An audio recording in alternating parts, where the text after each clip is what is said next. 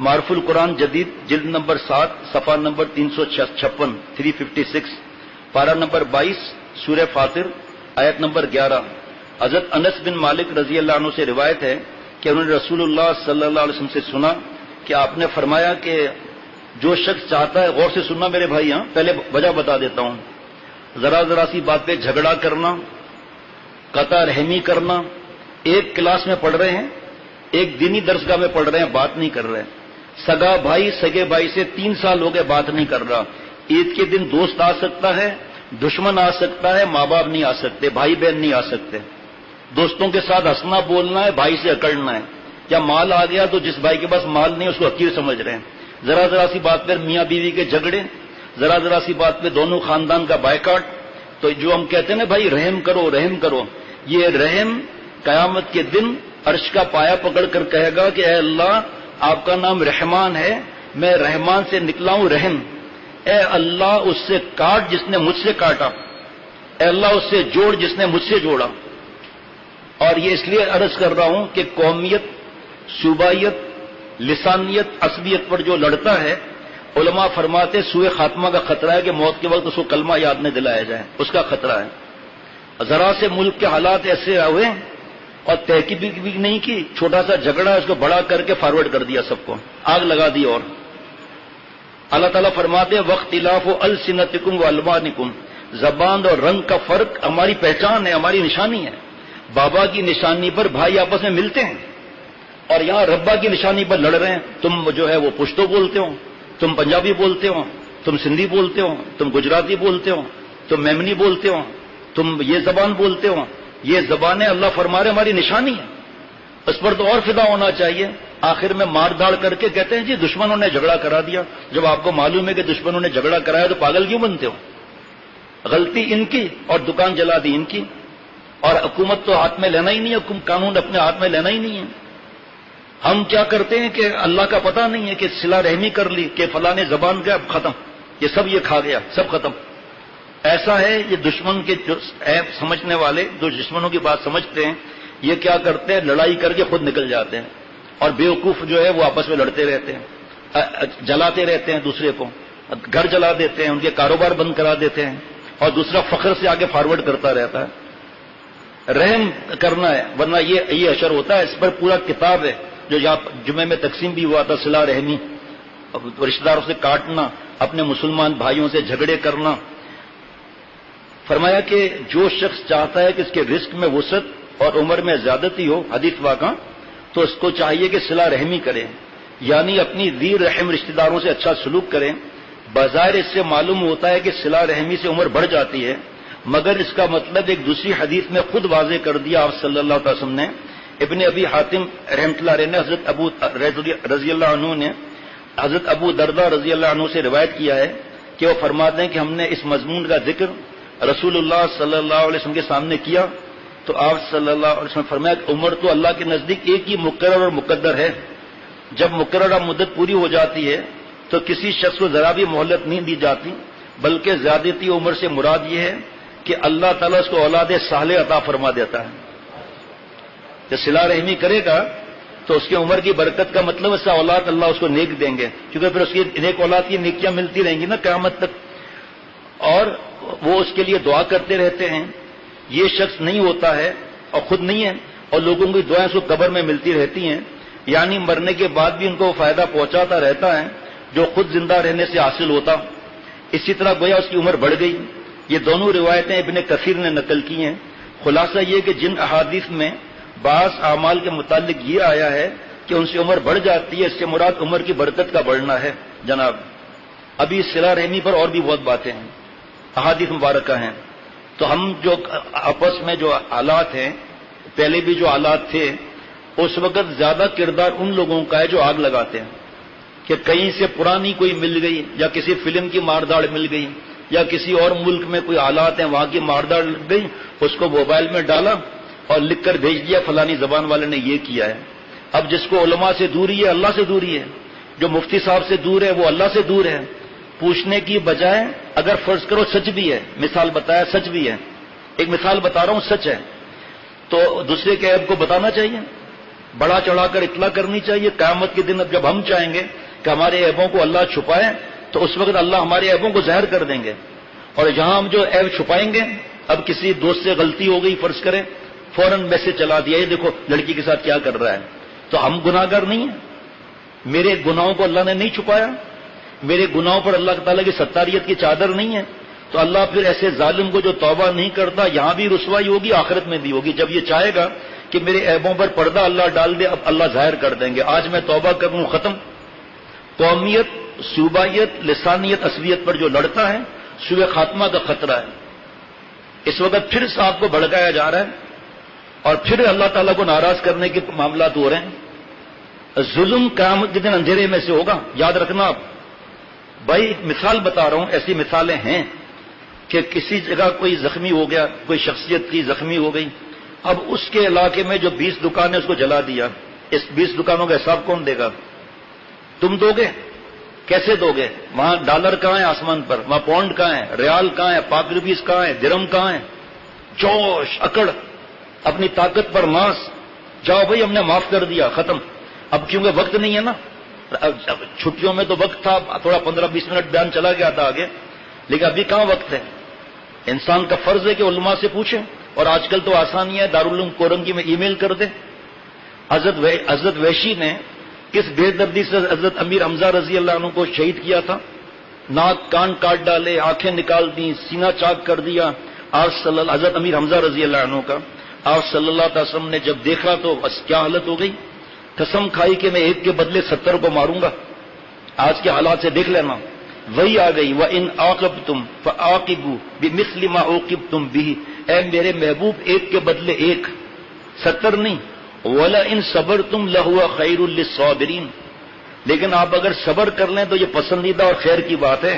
آپ صلی اللہ علیہ وسلم نے صحابہ رضوان اللہ علیہ مجمعین کو جمع فرمایا، قسم توڑی، کفارہ ادا کیا، فرمایا میں وحشی کو معاف کرتا ہوں. اور بات سنیے، کفار کہتے ہیں ہمیں ان کے رپورٹ کی ضرورت نہیں ہے، الحمدللہ ٹکے برابر بھی ضرورت نہیں ہے، ہمارے پاس وحی الہی اور آپ صلی اللہ علیہ وسلم کا طریقہ، صحابہ رضوان اللہ علیہ مجمعین. آج میرا ارادہ تھا کہ صحابہ رضوان اللہ علیہ مجمعین کو جو برا کہتے ہیں، ہم مسلمان کہلاتے ہیں، اہل حق کے کہلاتے ہیں، ہم بھی ان کے ساتھ شریک ہیں، اس کا گناہ کیا ہے، اس پر کیا عذاب آئے گا اس کی کھوپڑی پر جو صحابہ رضوان اللہ علیہ مجمعین کے لیے زبان کھولتا ہے.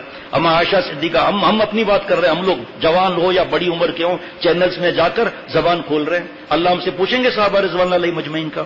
بہرحال فتح مکہ ہوا ہے، کتنے ظالم تھے.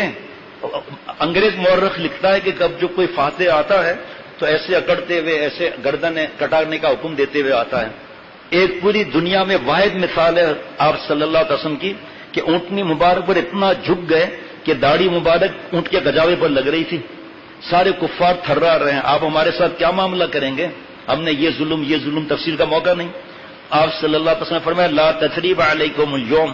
جو بھائی یوسف نے اپنے بھائیوں سے معاملہ کیا تم سے وہ معاملہ کرتا ہوں، جاؤ سب کو معاف کرتا ہوں. آپ صلی اللہ تعالی وسلم نے صحابہ رضوان اللہ علیہ مجمعین کے شہید کرنے والوں کو، احد کے میدان میں خون مبارک پیر تک آ گیا، وہاں طائف کے میدان میں سب کو معاف فرما دیا، ایک لفظ میں سب کو معاف کر دیا.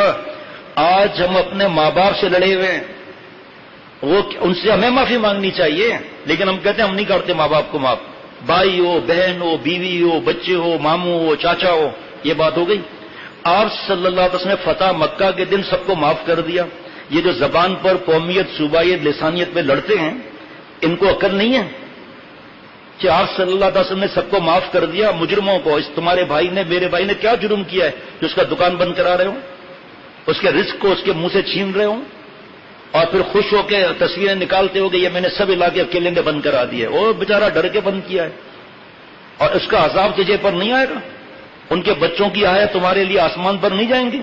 یہ لڑانے، کچھ لوگ بیوقوف الو ہوتے ہیں، لڑانے والے نہیں ہوتے لیکن اپنے عمل سے لڑاتے ہیں. یہ کہ پہلے میرا چینل پہنچ جائے، یا جو بھی ہوتا ہے وہ کیا ہوتا ہے، جو بھی ہوتا ہے کٹ ہوتا ہے، جو بھی ہوتا ہے، پہلے میری خبر پہنچ جائے تو مجھے یوٹیوب سے انعام ملے گا، زیادہ لوگوں نے سنا ہے، وہ مجھے ڈالر ملیں گے، میرے اکاؤنٹ میں جمع ہوں گے. آسمان پر بھی یہ ڈالر جائیں گے، پتہ نہیں کیا بولتے ہیں، وائرل میں سب سے نمبر ہمارا زیادہ آ جائے. خود مر رہے ہیں، دوسروں کے مرنے کی موویاں بنا رہے ہیں. ایک نوجوان نے آگ لگ گئی تھی گلشن اقبال میں، پہلے ہم وہیں رہتے تھے، تو اس نے 4th یا 5th فلور سے چھلانگ لگائی. آپ مجھے بتاؤ دیکھنے والے کتنے تھے؟ اگر یہ آگے بڑھتے کیا اس کو اپنے ہاتھوں پر نہیں لے سکتے تھے؟ کیا بم گر رہا تھا؟ کیا آگ لگی ہوئی کوئی گر رہی تھی؟ نہیں، سب موویاں بنا رہے تھے تاکہ ہمارا پہلے پہنچے مووی. یہ سخت دلی ہے، یہ اس پر پکڑ کا خطرہ ہے.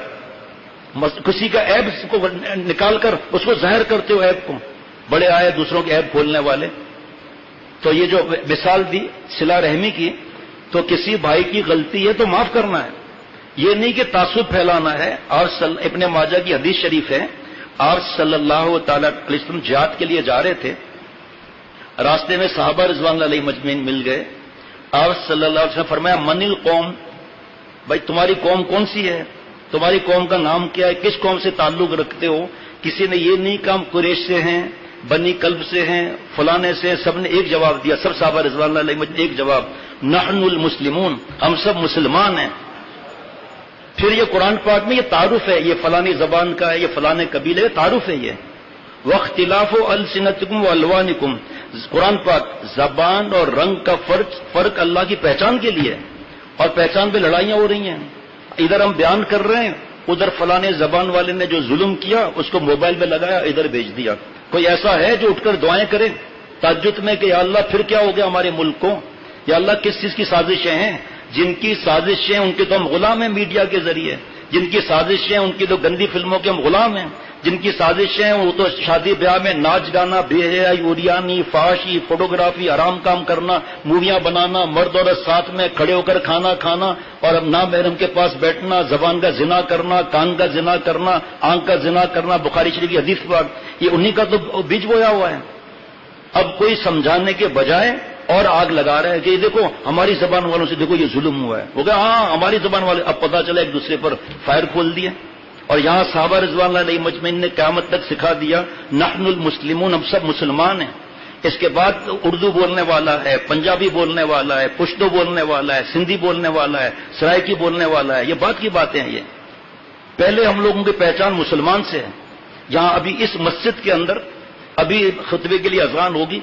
کیا ایسا اعلان ہو سکتا ہے؟ کیا ایسا اعلان ہو سکتا ہے کہ اردو بولنے والے اس صف میں آ جائیں، پشتو بولنے والے اس صف میں آ جائیں؟ نماز بتاتی ہے کہ ہم سب ایک ہیں.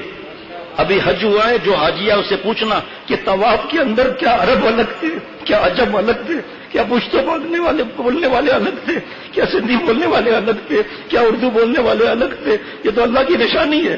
جاؤ روزہ رسول صلی اللہ علیہ وسلم سے جاؤ، ان سے پوچھو کہ جعلی مبارک پر صلاۃ والسلام پیش کرنے کے لیے لائن لگی تھی کہ پہلے عربی بولنے والے آئیں گے، پھر فارسی بولنے والے آئیں گے، پھر ملیشین بولنے والے آئیں گے، پھر اردو بولنے والے آئیں گے. ہم غصے میں میڈیا میں ایسے ہیں کہ اللہ کو بھلا دیا، آپ صلی اللہ علیہ وسلم کی تعلیمات کو بھلا دیا. جس کے دل اور دماغ میں گندی تصویریں ہوں گی، جس کے اوپر ماں باپ کی بددعائیں لگی ہوئی ہوں گی، جس کی بیوی کی بددعا لگی ہوگی، شوہر کو ستایا ہوا ہوگا، سود خور ہوں گے، راشی ہوں گے، لٹیرے ہوں گے، وراثت نہ دینے والے ہوں گے، زکات نہ دینے والے ہوں گے، ملاوٹ کرنے والے ہوں گے. جو 2 جمعہ پہلے بتایا تھا کہ ملاوٹ والے پر کیا عذاب آتا ہے، بارشیں کیوں رکتی ہیں، بچے کیوں مرتے ہیں، سب تو بیان ہوا ہے. خوش ہوتے ہیں کہ نیا ٹاپک مل گیا، اور ہم جو ہے آپس میں لڑانے کی عادت نہیں، لیکن اس طرح لڑا رہے ہیں کہ میسج پہنچا رہے ہیں اور موویاں بنا کر بھیج رہے ہیں دھڑا دھڑ. آگے پھیلاؤ، آگے پھیلاؤ، لگاؤ آگ، لگاؤ آگ، لگاؤ اور آگ لگاؤ. ایک قرآن پاک ایسا ہے، احادیث مبارکہ ایسی ہیں، آپ صلی اللہ علیہ وسلم کا عمل ایسا ہے، صحابہ رضوان اللہ علیہ کا عمل ایسا ہے. صحابہ رضوان اللہ علیہ اجمعین جب کفار کی بستیوں سے نکلتے تھے تو کفار روتے تھے کہ برکت والے لوگ چلے گئے. آج ہم مسلمان کو آگ لگانے کے طرفے ہیں. اور یہ ہمارے حضرت نے شیخ العرب والعجم عارف باللہ حضرت مولانا شاکی محمد اختر صاحب رحمۃ اللہ علیہ کو نہیں پتا تھا کہ کراچی میں کیا ہونے والا ہے، اور اچانک مجھ سے فرمایا کہ بھئی تم کچھ بات سناؤ جو میری لکھی ہوئی ہے. میں نے مواہب ربانی کو کھولا، مجھے نہیں پتا تھا، سامنے یہی مضمون آ گیا پورا طویل. زبان اور قومیت اور رنگ اور یہ فرق اللہ کی پہچان ہے، لڑنے کے لیے نہیں ہے. ہم مسلمان ایک دوسرے کو مارنے کے لیے نہیں ہے. اس کا عذاب الگ آتا ہے. جس کا ناک قتل ہو جائے، جس کے ناک عملہ جلائی جائے، قانون کو ہاتھ میں لیا جائے، اس کا عذاب الگ ہے. اللہ تعالیٰ کی رحمت سے یہ بیان اللہ نے کرایا. تو حضرت نے فرمایا مجھ سے کہ تم زور سے نعرہ لگاؤ من القوم، جو آپ صلی اللہ علیہ وسلم نے فرمایا تھا. من القوم، کس قوم سے ہو، تمہاری قوم کیا ہے؟ میں خود بوڑھے حضرت ہارٹ پیشنٹ جو وہاں پر تھے، حضرت خود بوڑھے. اب میں نے ایک بار کہہ دیا من القوم، آپ صلی اللہ علیہ وسلم فرمایا، سب نے کہا نحن المسلمون، فرمایا اور کہو اور کہو اور کہو، اور میری تو حالت خراب ہو گئی، پسینے پسینے پسینے، فرمایا اور زور سے کہو۔ پھر حضرت خود بھی جواب دے رہے تھے نحن المسلمون نحن المسلمون، ہمارے دل میں گھس جائے۔ جمعے کی رات تھی، یہ بدھ کا دن تھا غالباً، تو کئی علماء حضرت کے پاس آ گئے کہ حضرت ہمیں جمعے کا سبق مل گیا، کون سا بیان کرنا ہے؟ ہم جمعے کو یہ بیان کریں گے۔ اب جن کو یاد ہے جو شریک تھے اس مجلس میں، دوسرے دن بڑا خون خرابہ ہونے والا تھا، اللہ نے ہر ایک کو بیان کروا دیا، اللہ کے کرم سے خون خرابہ بچ گیا۔ پھر ہمارے حضرت کو تو ہم نہیں بتاتے تھے یہ باتیں، فرمایا اس کو جلدی چھپواؤ، جلدی تقسیم کرو۔ اس کے بعد وہ جناب سندھی میں، پشتو میں، اردو میں، انگریزی میں، بنگلہ میں۔ پھر پیارے شیخ نے فرمایا کہ میری کتابیں جو مدینہ شریف میں چھپی ہیں، اوقاف سے اجازت لے کر یہ بھی وہاں بھجواؤ۔ تو کسی نے کہا حضرت یہ کتاب وہاں کیا کریں گے ہم؟ فرمایا مدینہ شریف کی جو یونیورسٹی اسلامک، اس میں جو میرے خلیفہ ہیں، نام نہیں لوں گا، عرب ہیں، اس سے مشورہ کرو۔ تو جب ہم نے فون کیا ان کو، انہوں نے ایسا زور سے کہا اور ماشاءاللہ اس کی تو یہاں ضرورت زیادہ ہے۔ حضرت نے فرمایا ان سے پوچھو یہاں کیوں ضرورت زیادہ ہے؟ کہا یہاں جب عرب عجم کا مسئلہ ہے اور یہاں بڑے قبائل کا مسئلہ ہے، یہاں بھی یہ معاملہ ہے۔ پھر جو مدیر تھے اوقاف کے وہ کھڑے ہو گئے کہ یہ شخص ہے کون جو اس آگ والے وقت میں یہ کتاب لکھوائی ہے؟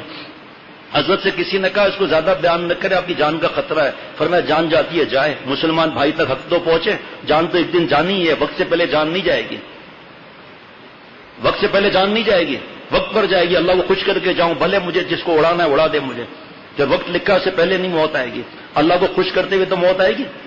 تو وہ مدیر کھڑے ہو گئے کہ اس کو جلدی منگاؤ اس کتاب کو، اور پھر عربی میں چھپی، میرے پاس ابھی بھی رکھی ہوئی، ایک دو نسخے رکھے ہوئے عربی زبان میں۔ جو بھی تعلق والے ہیں وہ مدینہ شریف میں گاڑی کو فل بھرتے تھے اور جہاں جہاں روٹ جا رہا ہے وہاں کتاب تقسیم کرتے تھے عربی کی، پھر واپس آ کے پھر دوبارہ۔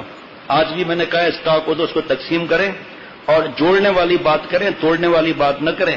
ایک دوسرے بھائیوں کو گلے لگائیں، جو ایسی بات کرتا ہے اس کو روک دیں کہ بھائی اپنے لیے ہمارے لیے جہنم مت خریدو، ہمارے دماغ میں قرآن پاک ہے، حدیث پاک ہے، ابن ماجہ کی حدیث شریف ہے، آپ صلی اللہ علیہ وسلم نے سوال کیا تھا، آج ہم اس کا جواب دے رہے ہیں، نحن المسلمون، ہم سب مسلمان ہیں۔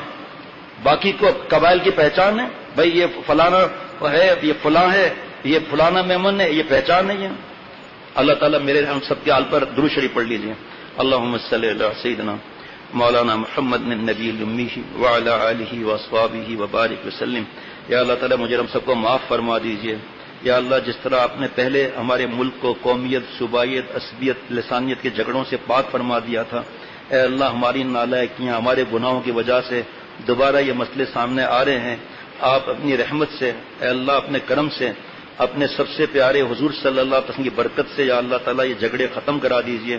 یا اللہ جو دشمن ملک کے ہیں، جو ملک کو توڑنا چاہتے ہیں، جو بھائیوں میں خون خرابہ کرانا چاہتے ہیں، جو یہود و نصارہ ہمارے ملک میں نظریں جما کر بیٹھے ہیں، ہمارے ملک کے وسائل پر نظریں جما کر بیٹھے ہوئے ہیں، یا اللہ جو دہشت گردی پھیلاتے ہیں، لوٹ مار کرتے ہیں، ملک کو توڑنے کی فکر، دین کو دبانے کی فکر، ہم آپ سے بھیک مانگتے ہیں، اللہ سب کو ہدایت عطا فرما۔